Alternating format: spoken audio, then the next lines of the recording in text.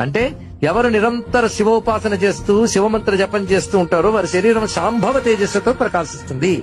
ఆ శాంభవ దీక్షతో ప్రకాశించే శరీరం బాధించడానికి వచ్చే శత్రువులకి జ్వలిస్తున్న అగ్నిజ్వాల్లా కనబడుతుంది.